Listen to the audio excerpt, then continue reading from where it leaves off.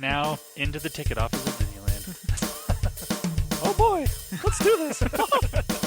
Don't think the CIA is going to be trying to hack your second-gen iPod. I didn't think so. There might have been a lot of illegal music on there. I wouldn't doubt it. But, I mean... You were supposed to bring death to the flagships, not join them. Google has found a new way to piss me off. iTunes is a constant source of embarrassment. Every time I say it, it's going to suck even more. May I present to you the cat? I am Nadella. I can't do it anymore without laughing. I was going to do the whole thing. Welcome, everyone, to the Calling All Platforms podcast. I am your host, Wes, and I'm here with Landon. Hello. And Caleb. Hi. And we're here to talk all things tech this week. We got a couple things up here on the docket that I don't know if we're excited to talk about, but we're going to talk about it. Yeah, it's been a week. It's been 2 weeks, I guess, technically. True. Well, let's get into it here. The first thing on the docket, we have an event here, the iPhone 16e we all wanted, but still have to wait for. Yeah. Now, this wasn't really an event. It's just new hardware, and it just needs to be talked about first because, like Wes said, this is the iPhone 16e we all wanted. It's the Google Pixel 9a, and the best. I got to start with this. The best thing that Google did here. Okay, there's two best things, but the first best thing they did, they kept the price the same. It's $499. They didn't raise the price. Amazing. Oh. Yeah. So that's the first thing they did that was awesome. And the next thing they did that was awesome was they did what we've been asking for since the dawn of smartphones. That being, don't make it thinner. Give us a bigger battery, please. And they did that. They didn't make it thinner. If anything, they made it a little bit thicker because there's also basically no camera bump on this phone. Yeah. Like if you look at it from the side, there is just a very, very slight little lip where the camera glass is. And that's it. And the battery, speaking of, like I said, bigger battery, it's a 5,100 milliamp hour battery. The biggest battery in any Pixel. That includes the Pixel 9 Pro XL. That's fantastic. Wow. So, like I said, this is what everyone really, really wanted from the 16e. And nothing like what we got in the 16e. So, thank you, Google. Now, let's go over some of the other specs on this phone. This has the latest Google Tensor G4. It's got 120 hertz AMOLED display. Thank you again, Google, because they've been doing that for a few years now in their inexpensive phone. It's got 8 gigs of RAM. It starts at 128 gigs of storage. It has an option for 256 gigs. It's got 23-watt wired charging, and then it does have Qi wireless charging. Unfortunately, it is not Qi 2 because it's Android. It's against the rules. Yep. It's actually illegal. Yeah, seriously. It's launching with Android 15 because Android 16 is technically not out yet. Will be shortly. And they are also promising 7 years of updates. The front camera is a 13 megapixel camera. On the back, it's got 2 cameras. It's got a 48 megapixel main sensor and then a 13 megapixel ultra wide sensor. And then it comes in 4 different colors. Obsidian, which also known as black/gray, porcelain, which is also known as white, iris, which is like a very, depending on the angle you're looking at it, like a purpley blue color, which is very faint. It's not like, ooh, that's purple, or, no, it's not that. It's very light. Or peony, which is also known as pink. I actually do like all the colors on this phone. That pink one is actually really cool looking. It's kind of a darker pink, yeah. Yeah. Like I said, starting price on this is $499. Fan freaking tastic. Thank you, Google, for giving us this phone. again, this is not obviously not quite up to par with the flagships, but it's not meant to be. It's the A series phone. It's always been a little bit lower tiered than the flagships. And it actually makes some sense right now because last year when they announced the 8A, the 8 had dropped down in price to around $550. So for $50 more, you could get a noticeably better flagship phone. This year, the Pixel 9, I think, is only down to $650. So you're spending a significant amount more money to get that phone. There are some benefits there, but I don't think the benefits are going to be necessarily worth the price, especially if you don't want to spend $650 on a phone.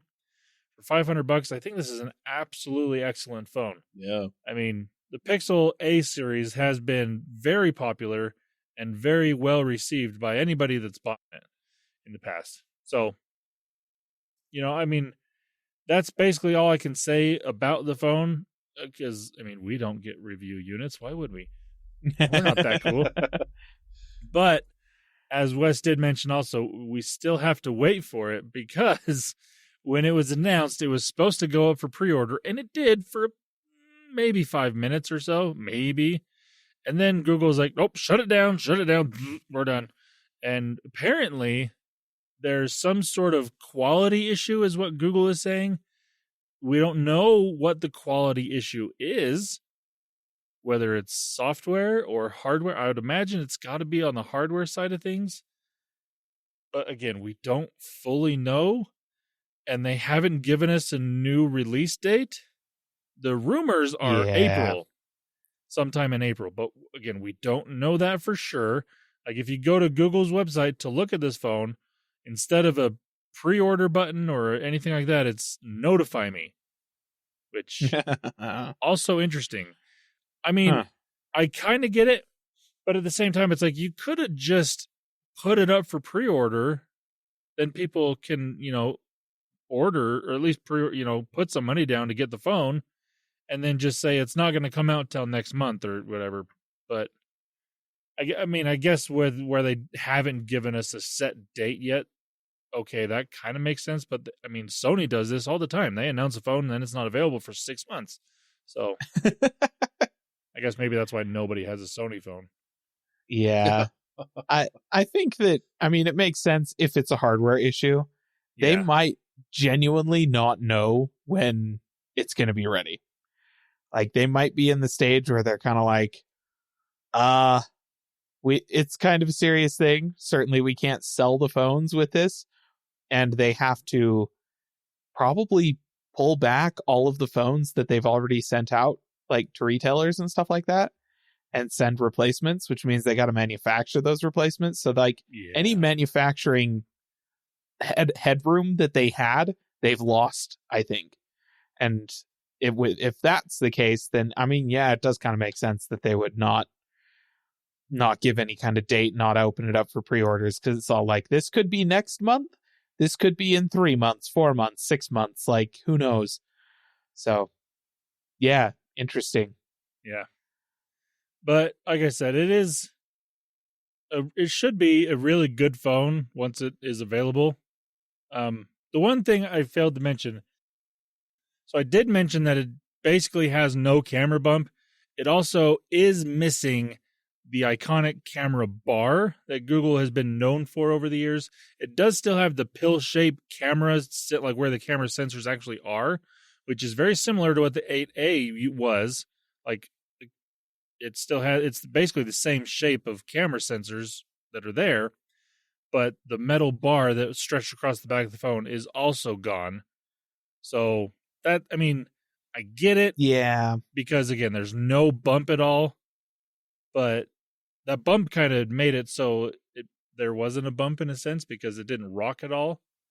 I think what happened here is the manufacturer they were using in China to make the little bump camera bar thing got pirated by Apple. I think Apple poached them so that they could make the camera bar on the back of the iPhone Air that's supposed to be coming out this year. Yep. According to the renders, it just has a camera bar on it, like a Pixel. Yeah. It looks like a Pixel. Apple, you're making a Pixel. How much you want to bet it's going to cost more? Oh, yeah, probably. So that's why it doesn't have the bar on it. I mean, they couldn't manufacture enough. I mean, I understand that. That would make some sense. But I mean, the rumors so far is that the Pixel 10 will also still have the camera bar. But I mean, maybe they have to save all the camera bars that they still have, right, for the 10, for the Pixel 10. Yeah, yeah, I think that makes sense.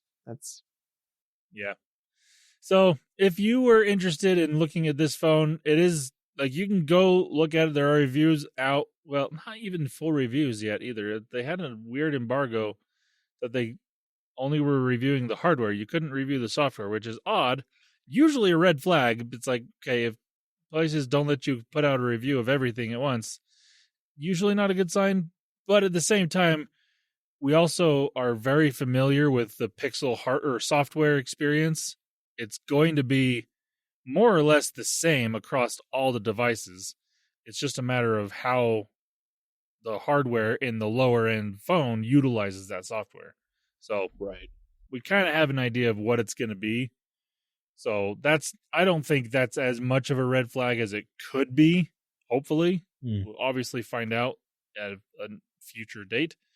But if you were in the market for a new phone and have been looking at one of these, like in the lower tier type of phone,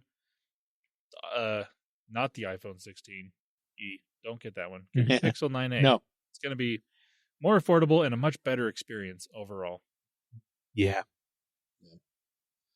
Awesome. All right, let's go ahead and move on. Looks like we have another thing here. What's old is new again in more ways than one.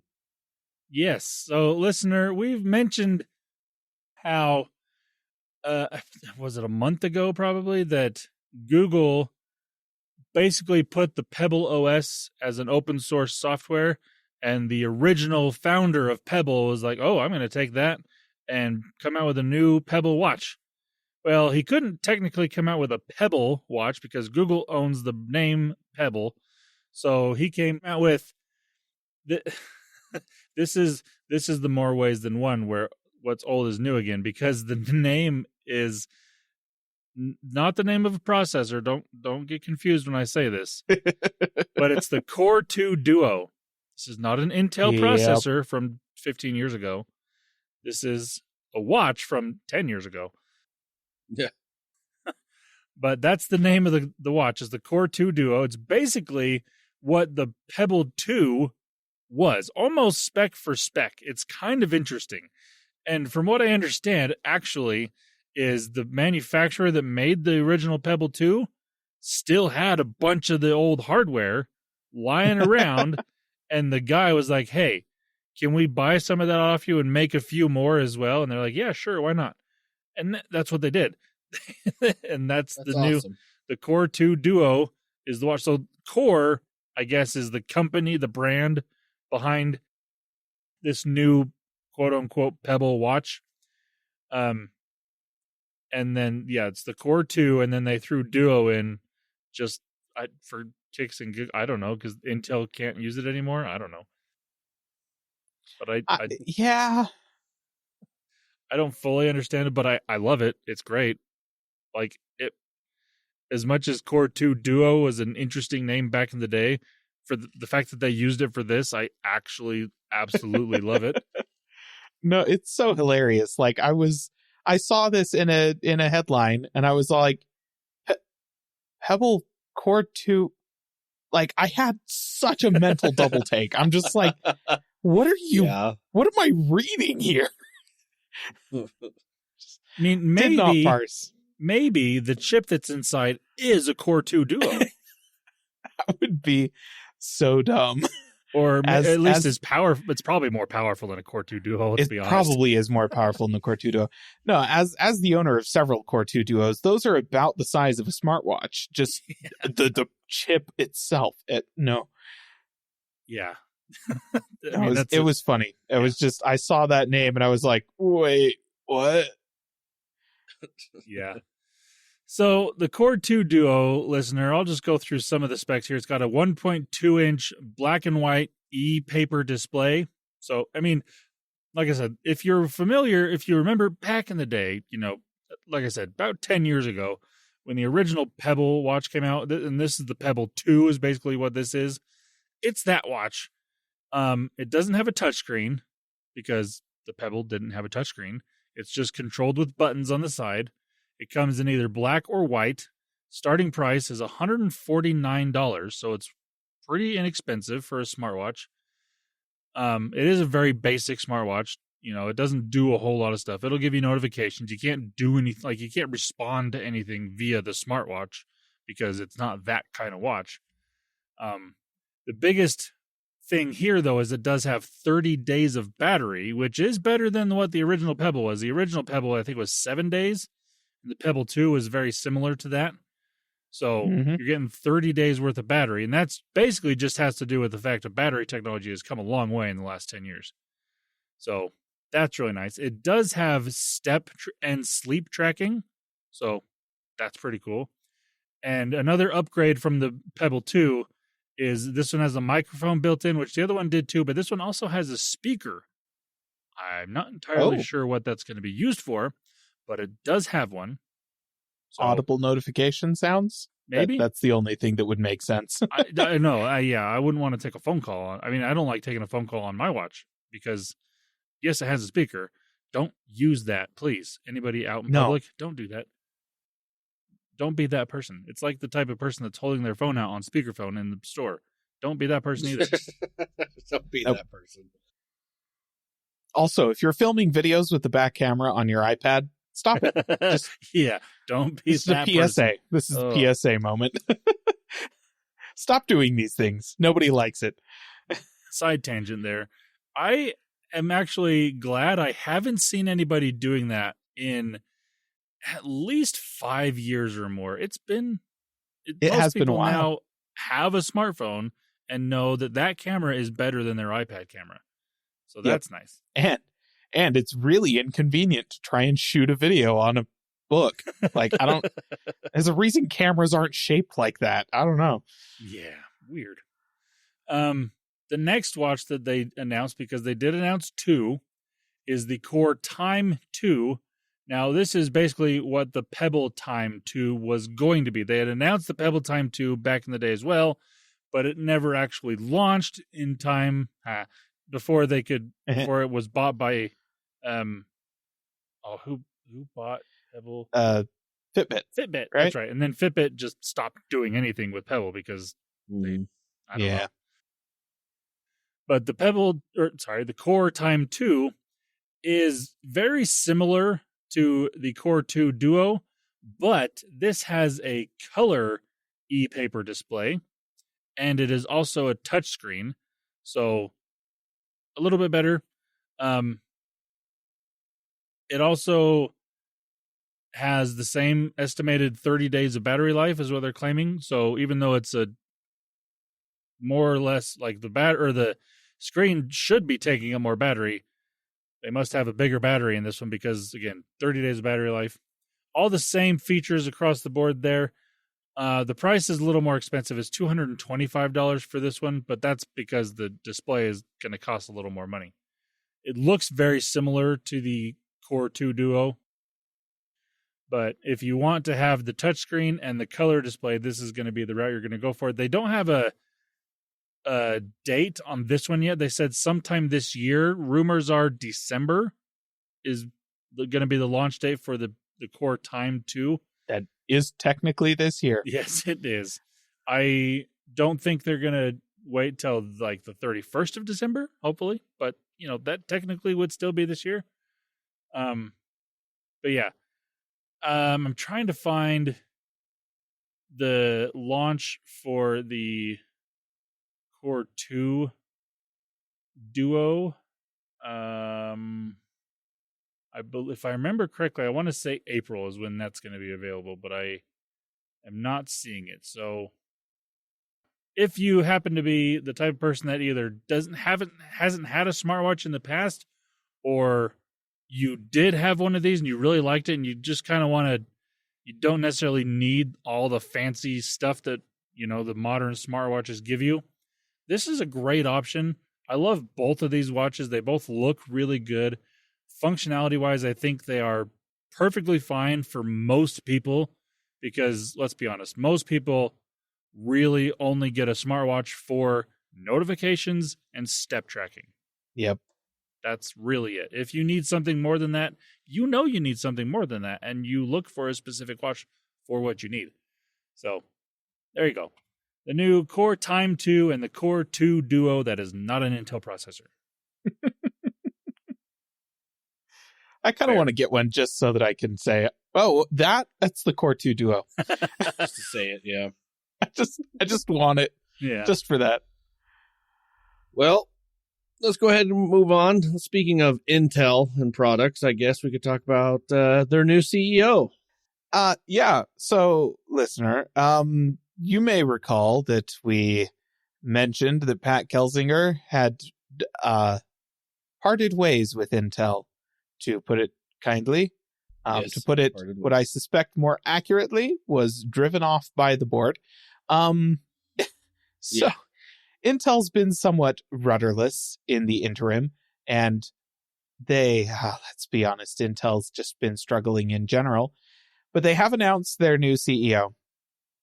His name is Lip Bhutan.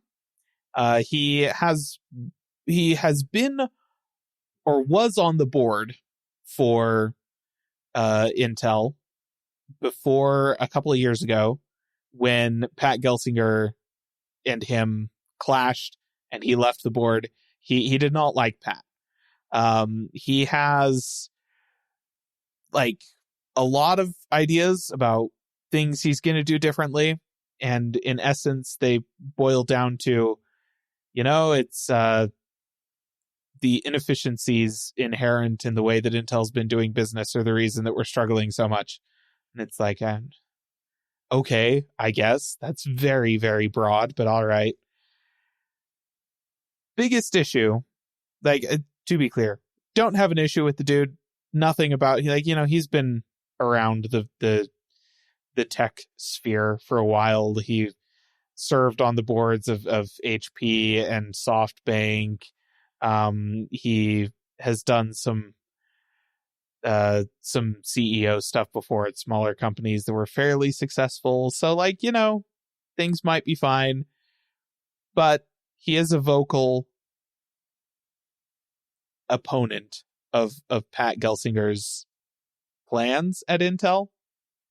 And one of the things that I can say for certain was a pet project of Pat, that's a lot of P's, was the Intel Arc GPUs.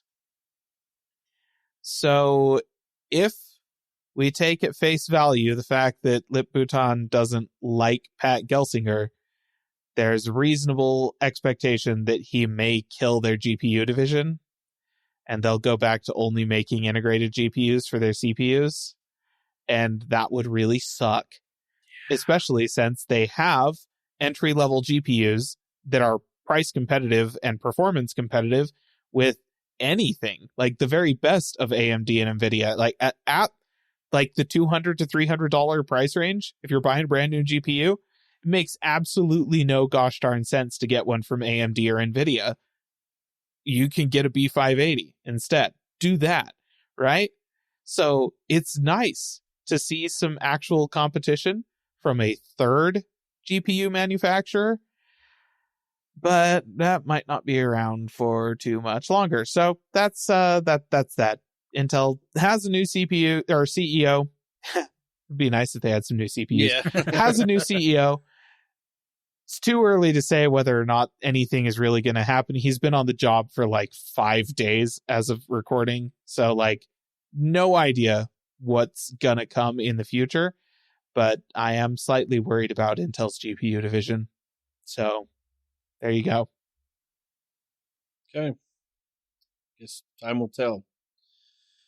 All right, let's move over to another one of Caleb's favorite companies, Nvidia's 5-week sales numbers versus last gen.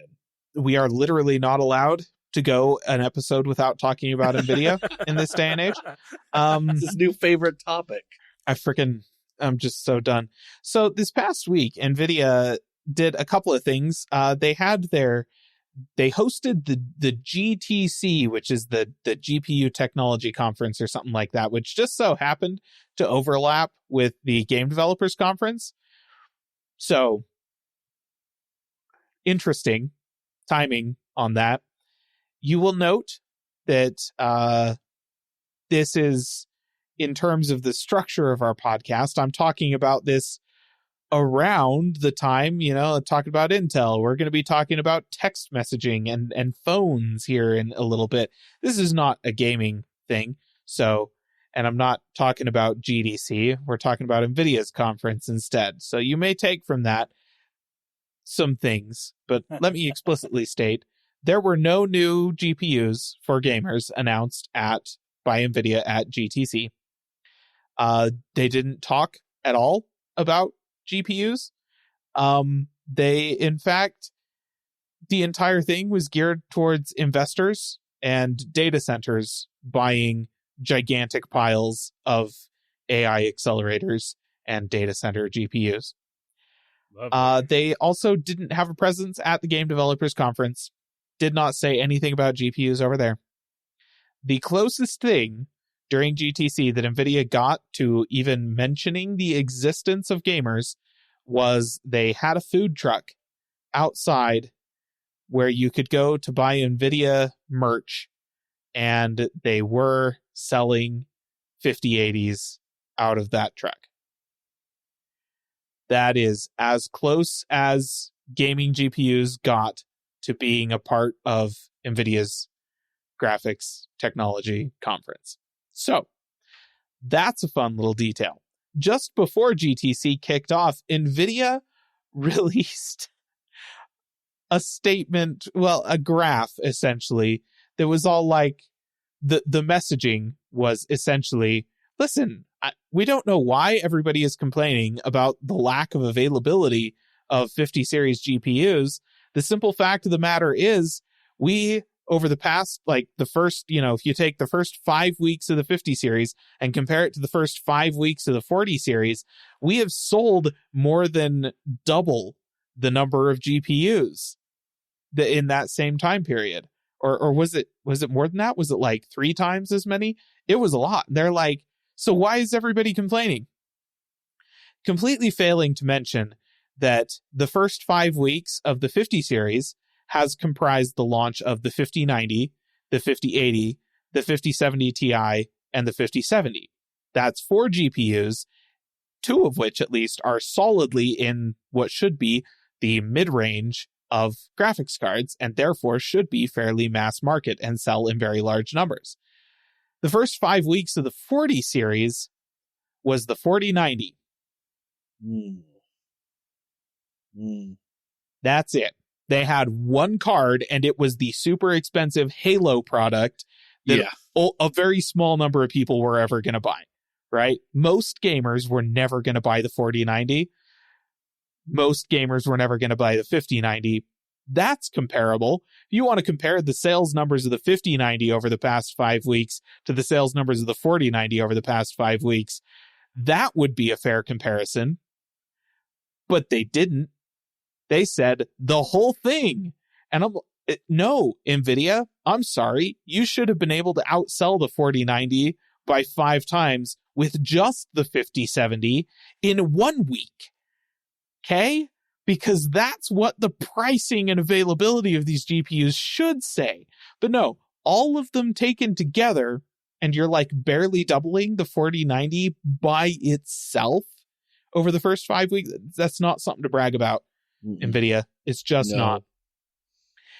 There was also a couple of other little things that happened over the past week. During GTC, Nvidia said that over the course of, I think, just the first quarter of the year, they had sold, or was it just the past month? It might have just been the past month.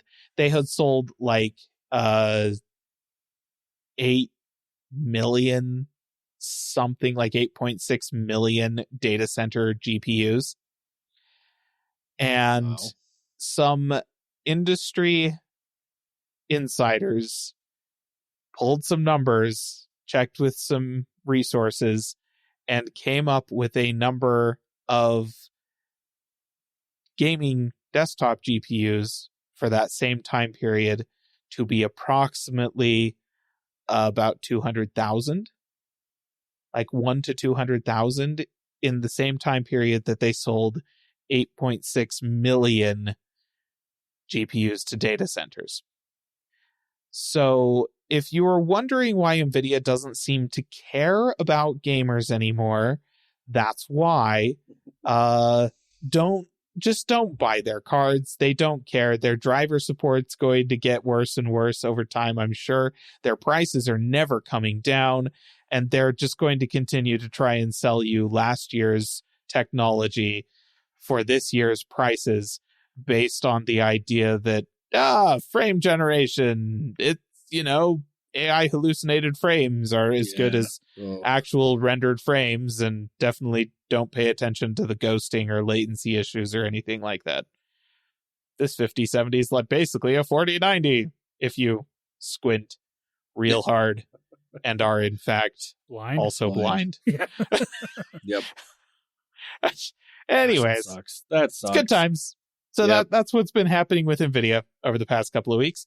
And they did, like I said, no announcements of anything about the 5060 or 5050 that we had thought maybe we would see timelines for this week. So hopefully, fingers crossed, I will not be talking about Nvidia next week.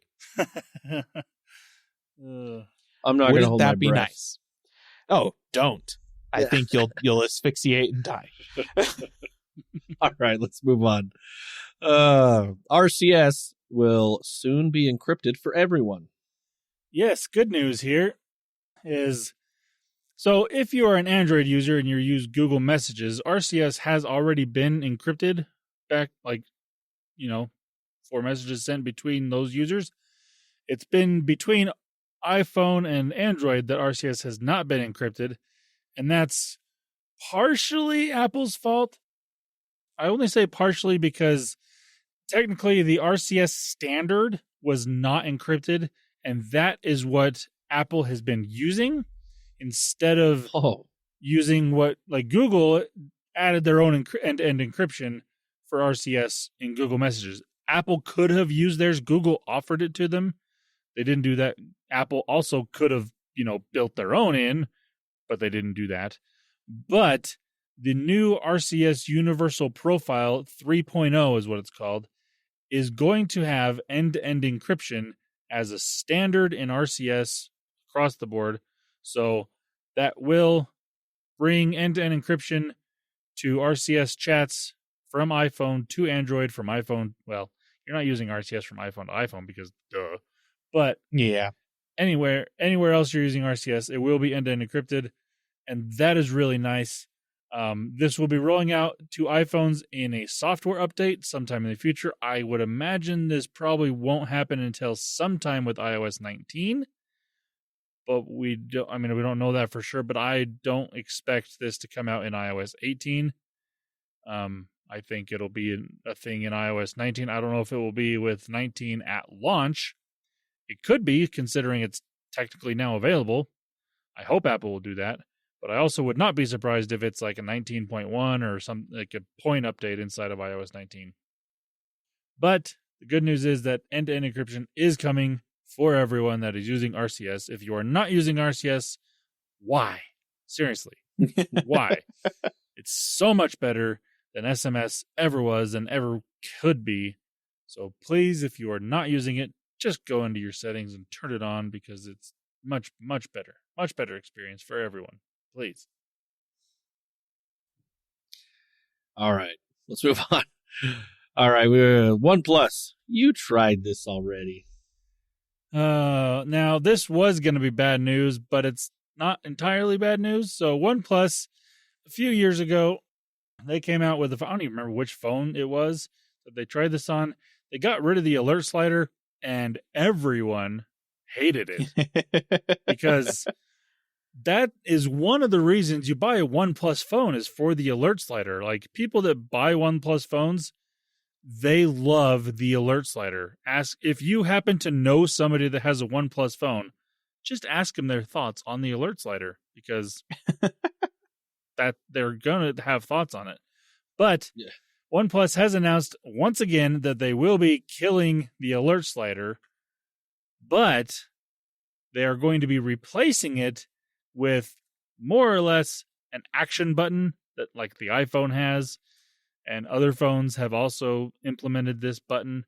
So I don't necessarily hate that they're getting rid of the slider, like the physical sliding button, because by default, this button will control your volume settings, ringer settings, like the alert slider does, but you will also be able to customize it to something else if you want to do that. So that's fine, I guess. I mean, the alert slider, the downside this is it had 3 different options, whereas like on the iPhone, it only had 2. So it made kind of sense that the default was still that functionality, because you click it once, it turns your ringer off. You click it once again, turns it back on. This one, I don't know exactly how it's going to work. If you have to click it once to do something else, click it twice, I don't know. But yeah. Yeah. It's not worth it. I don't. I've been living with a phone with an action button for a little while, and to be fair, I never really used the mute switch on my last phone very frequently. It's just in silent all the time. Yeah.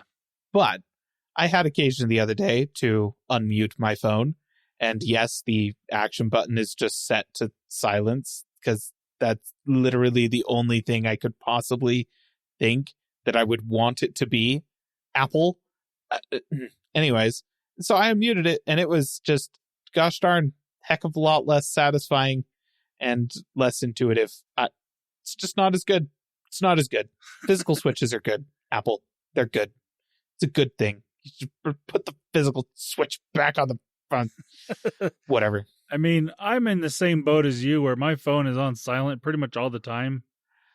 But Yeah. the thing I use the mute switch for on my phone is more or less a fidget type toy. Like I just put my phone, my hand in my pocket, and I'll flip that back and forth every once in a while with my thumb, So that's kind of nice. I don't hate that. Yep. Definitely can't do that with the action button. No. It's not fidget worthy at all. Yeah. I mean, you could press it. It's just not nearly as, like you said, it's not nearly as satisfying. No. Nope. But at the same time, I also, as someone that does leave their phone on silent all the time, I don't hate the ability to customize what this does. I don't know what I would put it as if I had the option, because I don't have the option, so I haven't put any thought into it, because it doesn't do me any good to put any thought into it, because I don't have the option on my phone. If I did, I would put some thought into it, maybe put it to something that is slightly more useful. I might even switch, if I got a new iPhone, it would probably be the latest with the camera button as well. So because initially I thought, well, maybe I'll switch it to a camera button and then put the lock screen button as something else rather than camera. I don't know. But again, I haven't put that much thought into it because I don't have the option. Yeah. I don't know. It kind of triggers me to a lesser extent, but in sort of the same vein as all of the car manufacturers replacing buttons and knobs with friggin' touch screens. Oh, I know. Just like ergonomically so much worse. It's just a worse way to use a car. Yeah. In every way. I don't. What do I as the user gain from this? Less Nothing. safe driving experience. Exactly. What do they gain from it? It's cheaper, heck of a lot cheaper. They don't have to think about the design before they ship the car out, and they can change it in a software update later. And they can lock features away behind paywalls, charge subscriptions for stuff like your cruise control. Car companies love it. As a consumer, it's the worst. Do not, listener, don't buy a car that has only touchscreens in it. You should demand better from your cars. And if that means you go and buy an old car and then have it fixed up, do that instead. That's the message we should be sending to the car manufacturers. I will say on that side of things, though, there are some car manufacturers that kind of were going that way and have started to come back because everyone true. complained. So I do like Because that. everyone, yeah. But there are some of those companies that only have touchscreen, like Tesla, and I think Rivian is one that is mostly touchscreen. So it's like some of these car companies that started that way may not ever come to physical buttons, but at least the traditional car manufacturers are kind of coming back to that because, like you said, people are complaining. They don't like the non-physical buttons. Physical buttons are fantastic. Apple, They are. OnePlus. Well, hold on. I'm trying to remember there's a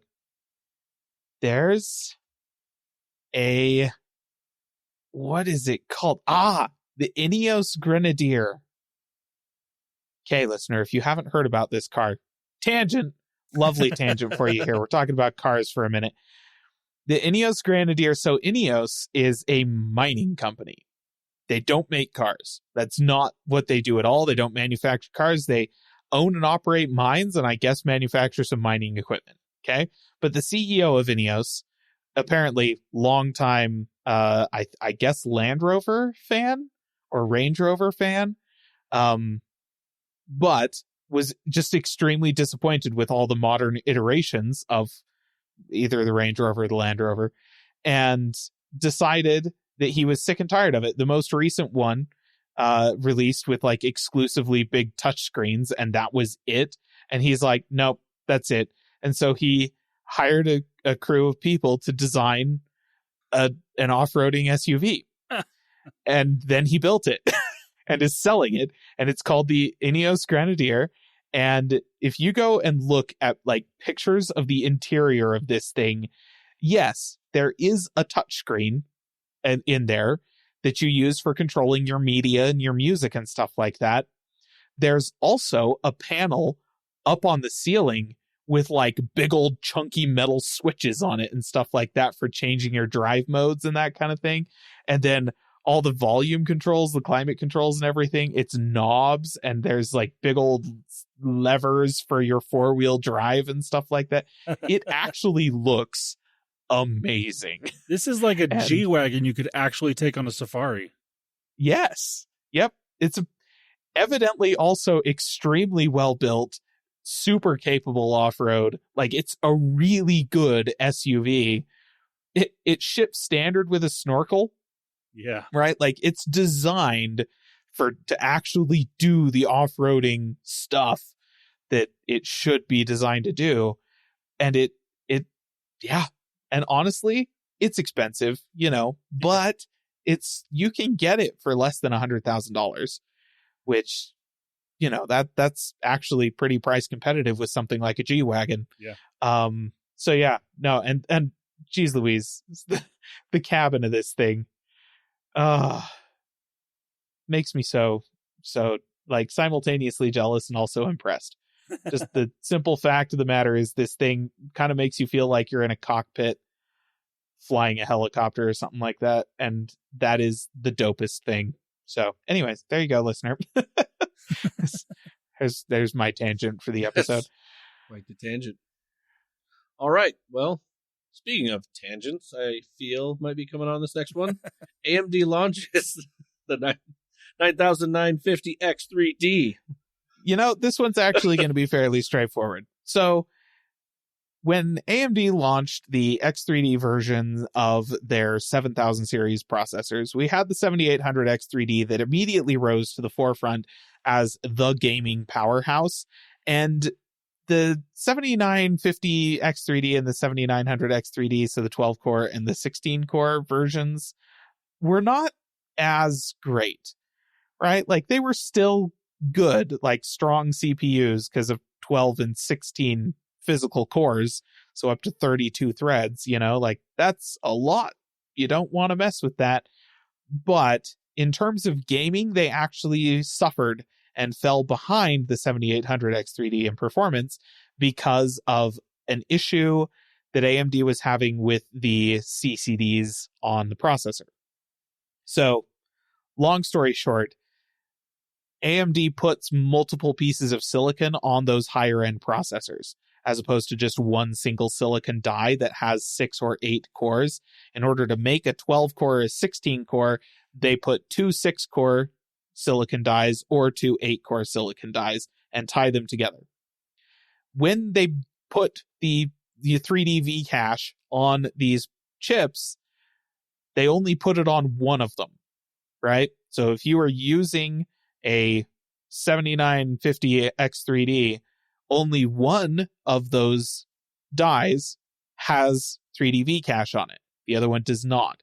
So in order to get the big gaming performance you get from the X3D processors, the games have to be running exclusively on the cores that are connected directly to the 3D V cache. Otherwise, there's a whole bunch of latency introduced because the other core is trying to talk to them. And AMD tried to put out some driver level software that was going to kind of make that work better, that would essentially shut off during gaming the non-X3D piece of silicon. It didn't really work with the 7000 series. But they learned. It's better now. They've mostly resolved that issue with the 9950 X3D and the 9900 X3D. So both of those chips launched. Everybody did testing. There's a few edge cases where the 9800 X3D is still a little bit better for gaming, but not many. For the most part, pretty much on par, right? If you want to play games, the 9950 X3D and 9900 X3D are going to do it about as well as the 9800 X3D. And if you want to do anything else, they're going to do it better because they have more cores. So there you go. Now, they're more expensive, obviously. So if the only thing you're going to be doing is playing games and you just want the best pure gaming CPU, save a couple $100, get the 9800 X3D, totally fine. But if you have a very heavy use case for more well-rounded computing, go ahead, get the 9950 X3D. It kicks butt and is just, generally speaking, the best all-around CPU on the market these days. So, yeah. There you go. Good job, AMD. Just making Intel feel worse about life. Yeah, a lot. They're on their third CEO of like the past 5 years and can't sell CPUs to save their lives. Yikes. All right. Next thing here. Plex is the new Netflix, but not in the way you might think, and also better. Yeah. That's pretty good, right? Yeah. Very, very nice, Wes.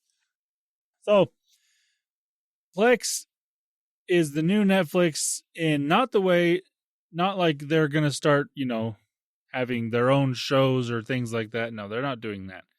They're now going to be charging or requiring you to pay money if you happen to watch things remotely, which, that's basically everything that you do with Plex. So unless you have your own server and you're on the same network as said server, you are going to have to start paying for Plex Pass, which is understandable. I mean, Plex has been more or less a free service forever. You could pay for Plex Pass in the past and been fine, but you didn't have to do it for the majority of how most people use Plex. And so, like, the fact that they're now doing this, I don't hate, because, again, they've been providing a very valuable service for more or less for free for probably 80% of their users forever. So I can't blame them for this. I don't hate that I don't love that they're doing this, but I don't hate the way they're doing it, because it's also still a very user-friendly way to try to make people to pay. Because, like I said, if you do have your own server and you're still watching on the same network as the server, you're fine. You don't have to pay. It's if you want to watch remotely, then you're going to have to pay, and it's only $2 per month or $20 per year. So, honestly, not bad at all. And that's also, if you are a person, which is also the majority of probably their users, you are the person that doesn't have the server yourself, but you have access to a friend's server, then if the server you are accessing, if that server owner for some reason isn't paying themselves, then you're going to have to pay the $2 or $20 a year. But if the server owner is paying for it, then you don't have to pay. So that's also really user friendly. Nice. Or you could pay for a let's cover this really quick. So if you get regular Plex Pass right now, the price is going to be going up from $5 a month to $7 a month. If you're or going from $40 a year to $70 a year, which again, not overly expensive by any means. Or you could get a lifetime pass that was $120, will be going up to $250. But the really nice thing here is these changes don't take effect until April 29th. So if you happen to be someone that does need remote access to either your server or someone else's server, and you don't know if the person that you're going to be accessing it from is paying for it, you could just pay the $120 right now. You have a month to do this. Pay $120, and you won't have to pay again, at least for the foreseeable future. This is what they say, a lifetime pass. And based on the way Plex has, functioned forever, I don't think they're going to say, no, you're going to have to pay down the road, because they don't seem to be that type of company. They are very user friendly, and they look out for their customers in very good ways. So far. Yeah. Unless they get bought by somebody, which I'm sure they've probably been offered a buyout in the past, and they've just said, nope, we're fine. So again, if you happen to be a Plex user and are looking at this, I would recommend the $120 lifetime pass before it goes up to $250, because that's a really good deal. I mean, $250 isn't horrible. It's just obviously more than $120. So if you can do it before April 29th, I would recommend that by far as the best option. But also, $2 a month or $20 a year is also not a bad option. So, like I said, they are kind of cracking down, quote unquote, on people not password sharing, but kind of password sharing, is what Netflix did, but in a much, much, much better way, way more user friendly, and much more affordable as well. So thank you, Plex, for being who you are and not being just total dicks about everything. Well, and if, like me, listener, you're, a free user of Plex and you've never really used the whole streaming outside of your local network thing, I just want to clarify that as far as I understand it, you can still, from inside of your local network, download stuff onto like your mobile devices and whatnot via the app, and then watch it on the go elsewhere.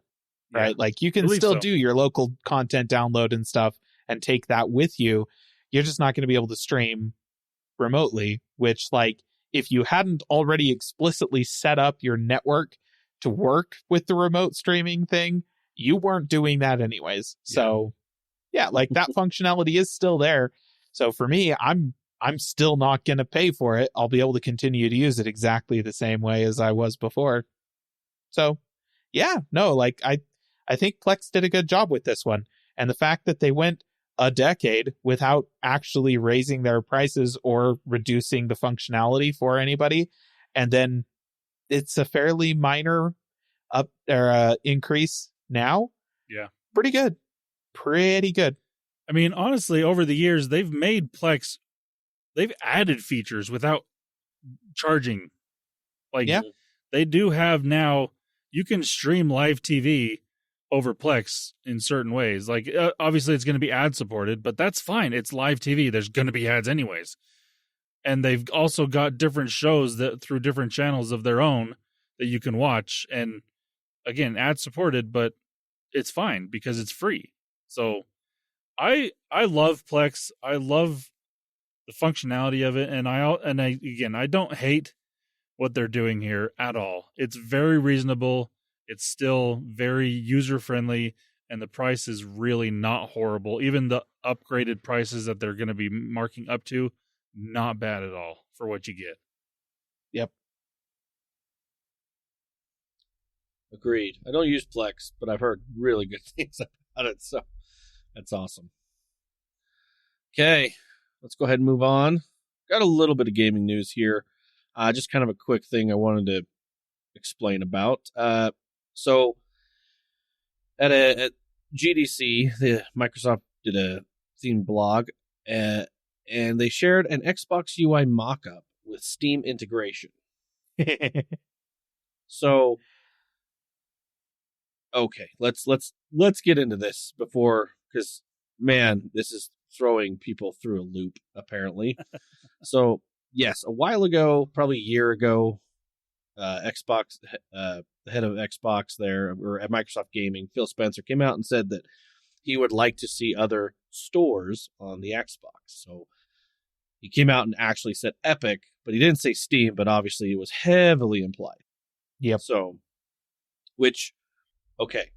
So at this here, let's fast forward here. They came out with like I said, a mock-up for a dev blog that showed what the UI would look like for other stores. Now, and it did say under category when it showed a picture, and it said owned games, Steam games, and and actually had another button for owned. So obviously this was a quick mock-up of, hey, this is what it could look like. But a lot of people were saying, oh, look at this, it says Steam, that means it's in, and it just exploded. So and they quickly pulled the picture down. Yes, After they it pulled got that picture down very fast. But let's look at this. Let's be real. So Microsoft did come out and say, hey, we are working on a for their PC app, for the Xbox app. They are working on integrated games. So if there's a game on your computer that's through Steam, you're going to be able to see that in the Xbox app that just says, hey, this is a Steam downloaded game. So you can see it. Steam, I believe, does that. If you've got it downloaded somewhere else, you can have it show up in your Steam launcher. But you can add it. So it's a thing that it's already there, but that's what they were working on. And I think, obviously, with this picture, bring speculation. Yes, they want to add that ability, but they said the thing that they're working on is really just that at the moment, which makes sense because if they're wanting that handheld coming out this year, they're wanting to show, hey, this is coming from your Steam stop library. This is that makes sense. Yeah, with the hand. Well, so the thing that kind of confused the whole matter is that the picture, the mock-up, was just on a TV, and standing next to the TV was an Xbox and I think a laptop, and there was some stuff, and so it's like, what were they showing on the TV? Was this the Xbox app on the laptop? Was this the interface concept for the Xbox itself? Not really possible to say. Yeah. It was 100% just a mock-up, was not actually a picture of anything. Mm-hmm. Not, so this was just them playing around with ideas.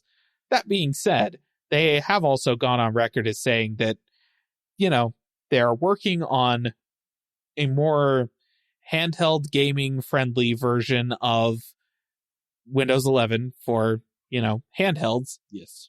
And comments have been made in the past about how they want to bring the experience on Windows closer to the experience on the Xbox. And insiders have suggested that they're currently working on essentially rebuilding the Xbox's interface and underpinnings from the ground up to essentially just be Windows 11. And so all of that taken together kind of suggests that there is totally a world in which Microsoft is just treating the Xbox as a Windows PC. Yep. And at that point, why wouldn't you be able to play your Steam games on it? Yep. So that's probably the future of the Xbox, whether or not it's next year or next console generation, much harder to say. Probably not next year, if I were to hazard a guess. But and the thing that gets me is I have heard some people that are all like, Microsoft can't do that. They can't do that to the Xbox, the loyal Xbox customers. And I'm sitting over here as a PC gamer going, why wouldn't you want your gaming experience to be objectively better? I don't like, why wouldn't you want to be able to have a giant library of Steam games that don't require you to pay a subscription in order to do multiplayer? Why wouldn't you want that? I don't get it. Let's not dive into that mental ideology. That's not healthy. But you're right. I mean, someone that plays a lot of Xbox, I wouldn't mind seeing. Yeah, I have a couple Steam games that are on there. Sure, I wouldn't mind seeing them, but mostly I would probably hook up a keyboard and mouse to play those Steam games, to be honest. Absolutely. Listen, Heroes of Might and Magic 3, I'm not going to play with a controller. You can already hook up exactly. a mouse and keyboard to your Xbox to play games. Well, and that being said, if you believe the rumors that they've made about Valve releasing a Steam controller again that is, designed to essentially make it so that you can play your mouse and keyboard games, even if they don't support mouse and keyboard on a controller, the way that, the controllers are kind of set up on the Steam Deck, that's also a possibility. And maybe that's in the future as well. There's a whole lot of this stuff that's happening. And every time somebody complains about it, I'm all like, I feel like you're complaining about the wrong thing. Why aren't we over here forming picket lines in front of Nvidia's corporate offices? And instead we're whining about the possibility of Microsoft adding Steam to the Xbox. Yeah. One of these things would be objectively good for everybody. And the other one is Nvidia. I don't... I think, like I said, I don't think we should die. We're skimming the surface here, this mental thing. Let's not. It's difficult to understand. I'll just put it that way. Listener, and remember, our podcast is called Calling All Platforms. We like all platforms, the integration, that's what this is. So we might all be on different platforms, but we like the integration of all of this. So. Yeah, but I figured I'd share something because I saw this, and apparently it's making either there's no news, so this is why it's getting so much attention. That's what I'm assuming, but I figured I would just mention it if you were wondering, or it's just a big nothing burger. Yeah. So, there's so much. Yeah, we can keep going on with it, but we'll just end it there. But. Well, it looks like that brings us to the end of the podcast then. Unless, Landon, do you have one more thing for us? No. Not this time. Okay. Well, listener, we do appreciate you listening to us. If you want to get a hold of us or want to mention anything, you can get a hold of us on our social medias as well as callingallplatforms.com. You can check out our YouTube channel there. Check out those videos again, write some comments, do what you want to do. Maybe get after Caleb for not go rewatch your favorites. Watch it. Just add it there, ring the bell, whatever they say, all that stuff. Well, all right, listener, have a good week. Bye-bye. See ya. Calling All Platforms is a production of Supporter Sound Studios. To learn more about how you can support the podcast, go to www.patreon.com/callingallplatforms.